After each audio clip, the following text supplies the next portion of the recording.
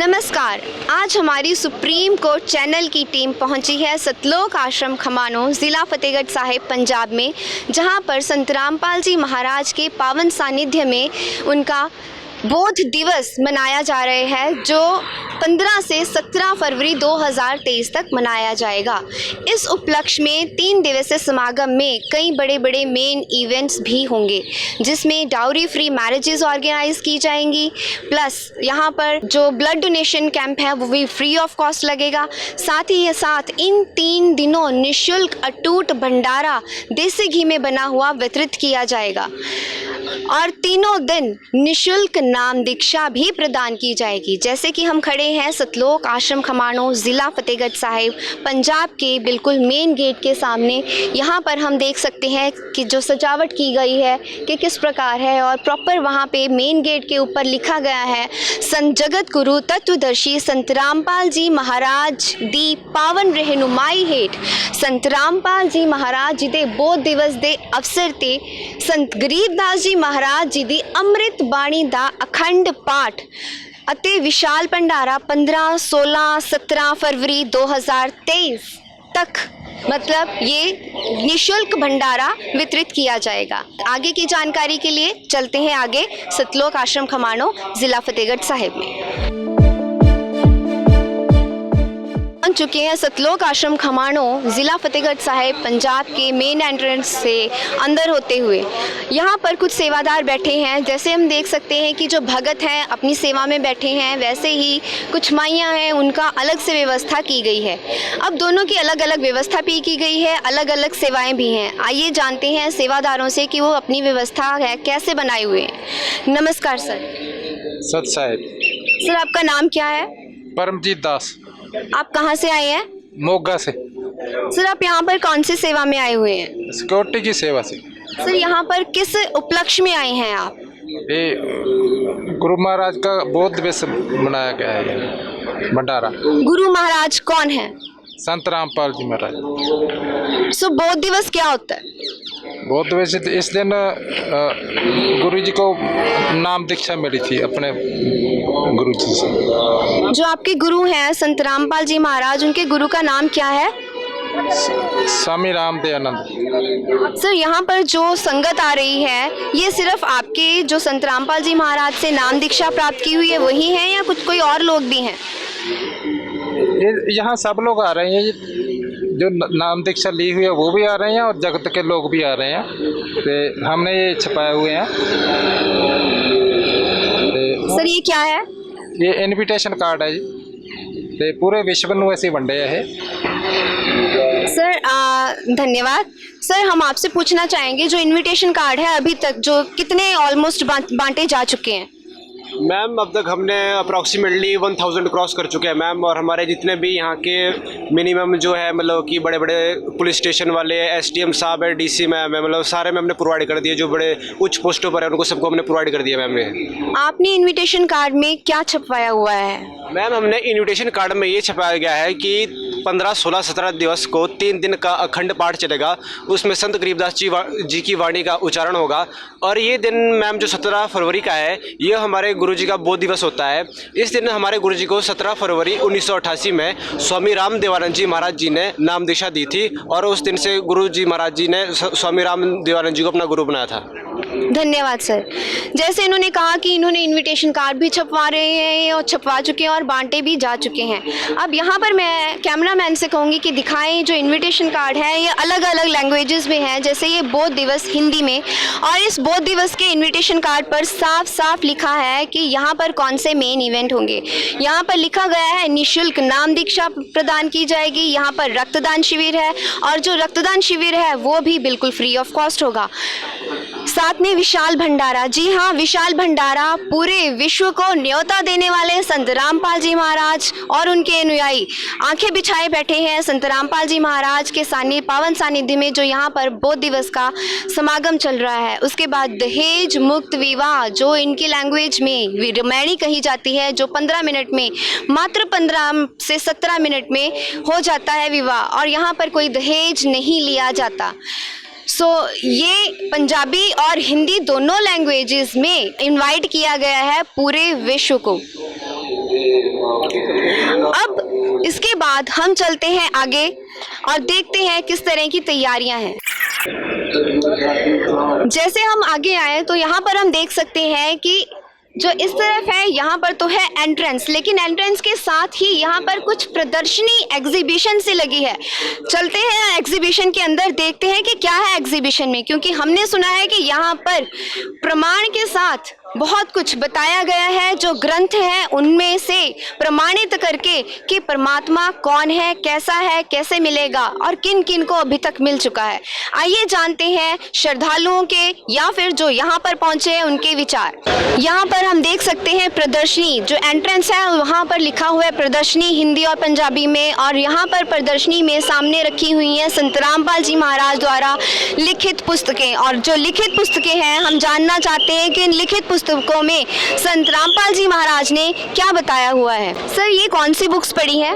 यहाँ पर जो ज्ञान गंगा है, कबीर सागर का सरलार्थ लिखा हुआ है, कबीर बड़ा कृष्ण जिन्हें गिरा है, कबीर परमेश्वर, अंधश्रद्धा भक्ति खतरा जान, भक्ति से भगवान तक यात्रा। सर, इन बुक्स में किस तरह का ज्ञान है और इन बुक्स के जो राइटर हैं वो कौन है? इन बुक्सों के राइटर जो है वे श्री संत रामपाल जी महाराज जी हैं। क्या उन्होंने वो खुद लिखी है ये पुस्तकें? हाँ बिल्कुल, अपने आप खुद लिखी हैं, और उन्होंने ऐसे लिखी हैं कि जो हमारे 4 वेद 6 7 18 पुराण, गुरु ग्रंथ साहब, बाइबल, कुरान शरीफ, इनका जो ज्ञान है वो यथार्थ करके निकाल के और इन किताबों के बीच में लिखा हुआ है। जी धन्यवाद सर। अब हम देखते हैं कि जो संत रामपाल जी महाराज के पावन सानिध्य में जो समागम चल रहा है, जो ये प्रदर्शनी लगाई गई है, जैसे इन्होंने बताया कि ये बुक्स में काफ़ी ज़्यादा ज्ञान यथार्थ करके उन्होंने बताया गया है। यहाँ पर हम देख सकते हैं कि किस तरीके से बहुत बड़े बड़े फ्लैक्स के रूप में, जैसे कि अब जो ये प्रथम जो फ्लैक्स है श्री गुरु ग्रंथ साहिब से ये प्रमाण लिया गया है। यहाँ पर जैसे संकेत किया गया है कि सृष्टि की रचना किसने की और कैसे हुई। यहाँ पर सृष्टि रचना का जो संकेत है उसका प्रॉपर यहाँ पर मेंशन भी किया गया है कि कौन सा पेज है, और उस पेज में यहाँ पर एक पिक्चर भी है और पिक्चर के साथ प्रॉपर एक्सप्लेनेशन भी है। और ये चीज़ संत रामपाल जी महाराज ने खुद नहीं की। जी हाँ, उन्होंने खुद नहीं की, ये ऑलरेडी ग्रंथों में से थी और ग्रंथों में से निकाल के संत रामपाल जी महाराज, जैसे कि उनके शिष्य बता रहे हैं, उन्होंने सामने रखी है। यहाँ पर गुरु ग्रंथ साहिब में कई एक्सप्लेनेशंस यहाँ पर दी हुई हैं। यहाँ पर यह बताया गया है कि सृष्टि रचना का जो संकेत है, उसके बाद अगर हम आगे चलें तो देखते हैं कि परमात्मा कैसा है, किसको मिला और उसकी पहचान क्या है। जैसा कि 721 पन्ने पर श्री गुरु नानक साहिब जी, जो कबीर साहिब जी के शिष्य हुए हैं, उनको मिले और उन्होंने बताया कि जो कबीर साहिब है वो सहशरीर है, वो पूर्ण परमात्मा है। यहाँ पर मेंशन किया गया है, अंधला नीच जात परदेसी खिना आवे तिल जावे, ताकि संगत नानक रहंदा क्यों कर मूड़ा पावे। या इसका अर्थ जो एक्सप्लेनेशन है वो भी यहाँ पर मेंशन की गई है, और प्रॉपर ये खुद संत रामपाल जी महाराज द्वारा लिखित नहीं है। जी हाँ, ये सत्य बिल्कुल एज इट इज अगर यहाँ पर देखा जाए तो यही ग्रंथ जो है वो सामने रखे हैं, और उन ग्रंथों का अगर किसी को कोई डाउट है वो डाउट भी क्लियर कर सकता है कि ये सच में इसी ग्रंथों में है या नहीं। जिस प्रकार ये आप देख सकते हैं, भाई बाले वाली साखी, यहाँ पर अकेला पंजाबी नहीं, हिंदी, पंजाबी, संस्कृत और कुरान की जैसे सभी तरीके की जो भी ग्रंथ हैं वो सामने रखे गए हैं। अब यहाँ पर थोड़ा सा जूम करके दिखाएं कैमरामैन कि यहाँ पर जो पुस्तकें हैं, जो श्री भाई बाले वाली साखी है, यहाँ पर प्रॉपर स्लिप्स भी लगाई गई हैं। जो प्रमाण सामने रखा गया है वही प्रमाण इन पुस्तकों में, इन पेजेस को अगर आप खोल के देखें तो वही आप एज इट इज प्रमाण पाएंगे। आइए अब हम जानते हैं कुछ श्रद्धालुओं से जो यहाँ पर अपनी सेवा में लगे हुए हैं कि ये किस तरह यहाँ पर एग्जीबिशन इन्होंने लगाई है। नमस्कार सर। सतसेव जी। सर, आप कहाँ से हैं? माहलपुर से। आपका नाम क्या है? हरभजन दास। जैसे कि हम देख सकते हैं कि यहाँ पर फ्लैक्स के रूप में काफ़ी ज़्यादा प्रमाण लिखे हुए हैं। ये सामने प्रमाण जैसे है श्री गुरु ग्रंथ साहिब में से 721 पन्ने पे यहाँ पर लिखा हुआ है, अकर्ज गुफ्तम पेश तू दर कौन करतार, हक्का करीम कबीर तू बेऐब परवरदिगार। यहाँ पर इस श्लोक में बताया गया है कि जो कबीर परमात्मा है वो बेऐब है, वो परवरदिगार है। अगर इन्होंने इस तरह से लिखा हुआ है तो शायद इनके पास प्रूफ भी ज़रूर होगा। तो देखते हैं, जानते हैं कि ये प्रूफ सच में है या नहीं। नमस्कार सर। सत साहिब जी। सर आपका नाम क्या है? हरभजन दास। सर आप कहाँ से हैं? माहलपुर से। सर क्या आप भी संत रामपाल जी महाराज जी से नाम दीक्षा प्राप्त कर चुके हैं? जी हाँ, हम प्राप्त कर चुके हैं। हम नाम। आपने संत रामपाल जी महाराज जी से नाम दीक्षा क्यों प्राप्त की? क्योंकि मैं परमात्मा से मिलना चाहता था और मुझे कहीं वो उनका परमात्मा का जो जानकारी है, ज्ञान की, भक्ति की, मुझे कहीं से नहीं मिल रही थी। जो संत रामपाल जी महाराज जी का मैंने ज्ञान सुना तो उन्होंने सभी ग्रंथ खोल के दिखाए, पढ़ाए कि पूर्ण परमात्मा कबीर साहब है और उसकी भक्ति के ये मंत्र है, ये विधि है। तब मैंने संत रामपाल जी महाराज जी से नाम दीक्षा ली। सर जैसे यहाँ पर एग्जीबिशन लगाई गई है, एग्जीबिशन में यहाँ पर हम देख रहे हैं कि फ्लैक्स के रूप में बहुत बड़े बड़े एविडेंस भी रखे गए हैं और यहाँ पर हम देख रहे हैं कि टेबल पर आप लोगों ने कई तरह से अलग अलग जो बुक्स हैं, जो ग्रंथ साहिब हैं, वो भी रखे हैं। अगर हम बात करें ये सामने, जो मेरे सामने ये पहला ही जो फ्लैक्स है, यहाँ पर जो लिखा हुआ है, क्या ये सच में हमारे पास यहाँ पर आप अगर कोई जगत वाला आए या विश्व का जानना चाहता है तो क्या आप बता सकते हैं कि सच में है ये? जी हाँ, हमारे पास ये प्रूफ है। श्री गुरु ग्रंथ साहिब जी के 721 नंबर पर पृष्ठ पर ये वाणी मौजूद है श्री गुरु नानक देव जी की, जिसमें लिखा हुआ है, यक अर्ज गुफ्तम पेश तो दर कौन करतार, हक्का कबीर करीम तू बेऐब परवरदिगार। तो क्या सर आप दिखाएंगे हमें कि ये वाणी कहाँ पर लिखी हुई है? जी हाँ, हमारे पास श्री गुरु ग्रंथ साहिब जी की सेंचियाँ हैं, जिसमें उनकी जो श्री गुरु ग्रंथ साहिब जी की वाणी लिखी हुई है, हम आपको दिखाते हैं। मैं कैमरामैन से कहूँगी कि प्लीज़ जूम करें कि ये दिखाएं, आप ये उठाकर दिखाएं कि ये सच में क्या, कौन सी पुस्तक है। जी, ये श्री गुरु ग्रंथ साहिब जी की तीसरी सेंची है। इसके पहले ही पृष्ठ पर जो श्री गुरु ग्रंथ साहिब जी के 721 नंबर पृष्ठ पर मौजूद है, राग तिलंग महला पहला घर पहला, एक ओंकार सतनाम करता पुरख निर्भव निर्वैर, अकाल मूर्त अजूनी सैभंग गुर प्रसाद, यक अर्ज गुफ्तम पेश तो दर कून करतार, हक्का कबीर करीम तू बेऐ परवरदिगार। मतलब कि श्री गुरु नानक देव जी ने अपनी वाणी में यह बता दिया है, वो पूर्ण परमात्मा जो सबका परवरदिगार है वह कबीर है, हक्का कबीर करीम तू बेऐ परवरदिगार। मतलब आप कहना चाहते हैं कि जो पूर्ण परमात्मा है वो कबीर साहिब हैं? जी हाँ, पूर्ण परमात्मा कबीर साहिब जी है। इसमें सिर्फ गुरु ग्रंथ साहिब जी में नहीं और भी सभी ग्रंथ सदग्रंथों में प्रमाण है जो हमें संत रामपाल जी महाराज जी ने दिखाए हैं। जैसा कि सर हम देख सकते हैं कि यहाँ पर अकेला पंजाबी की जो श्री गुरु ग्रंथ साहिब है उसका प्रमाण नहीं है, यहाँ पर कुरान मजीद भी है। कुरान मजीद में भी जैसे आयतें हैं, सूरत फुरकानी 25, सूरत फुरकानी या 25 के आयत नंबर 54, 56, तो क्या ये भी आपके पास एविडेंस है? जी हाँ, हमारे पास सभी ग्रंथ मौजूद हैं जो संत रामपाल जी महाराज जी ने हमें पढ़ाए हैं और उसका भी प्रमाण हमारे पास मौजूद है। श्री कुरान श्री पवित्र ग्रंथ हमारे पास मौजूद है।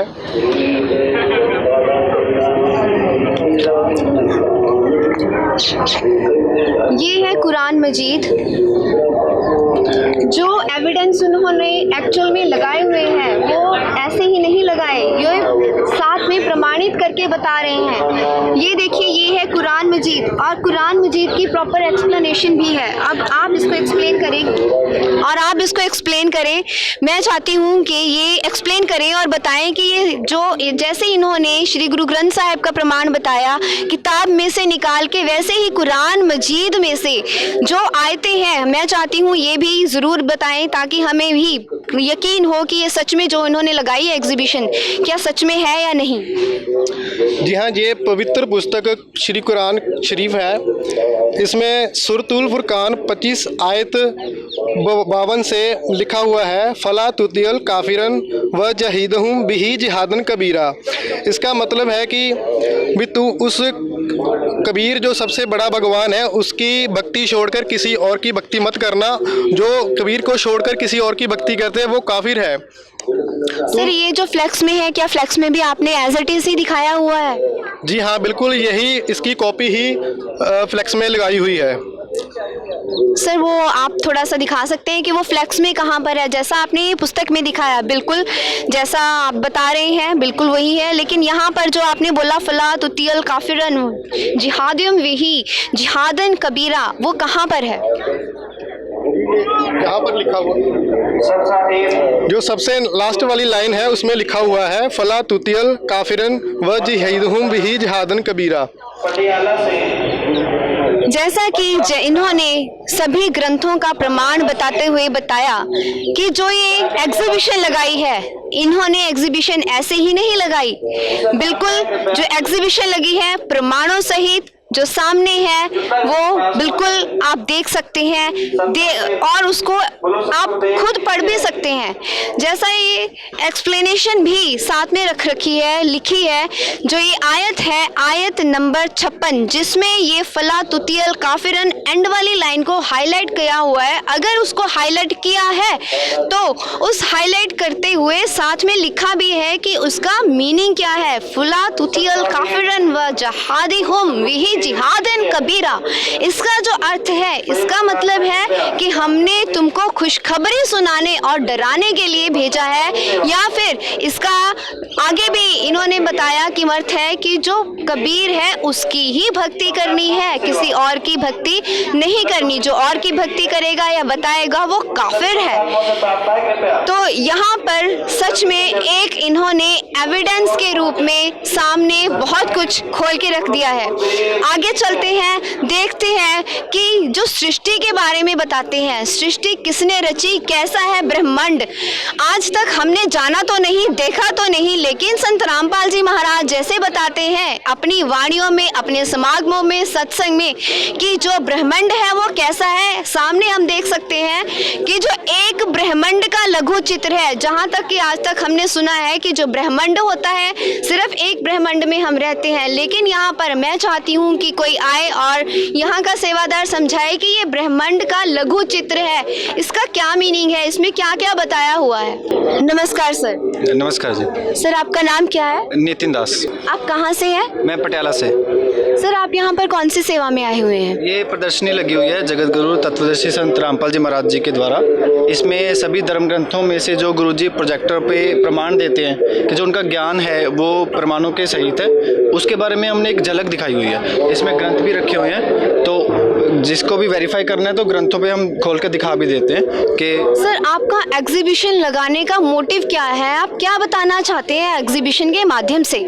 मोटिव देखो, जो हमारे गुरुजी का मोटिव है उसी मोटिव को हम लेके चल रहे हैं। मोटिव सबसे पहला मोटिव आध्यात्मिक मोटिव है कि कौन सी भक्ति करके ही मोक्ष हो सकता है। पहला मोटिव ये है किस परमात्मा की भक्ति करनी है, और इसके बारे में प्रमाण कहाँ पे है, क्या सभी धर्म ग्रंथों में है, किसी एक ही धर्म ग्रंथ में है, ठीक है। तो उसके बारे में हमने यहाँ पे एग्जीबिशन लगे। मतलब आप कहना चाहते हैं कि मोक्ष तो जरूर हो सकता है, लेकिन वो सही भक्ति के साथ ही होगा जो ग्रंथों में प्रमाणित है। Yes definitely. सर यहाँ पर हम देख रहे हैं कि काफ़ी जो फ्लैक्सेस लगे हैं वहाँ पर हम प्रमाण तो देख चुके हैं, लेकिन ये एक हमें अलग सी नई चीज़ दिख रही है। क्या आप बताएंगे कि ये क्या है?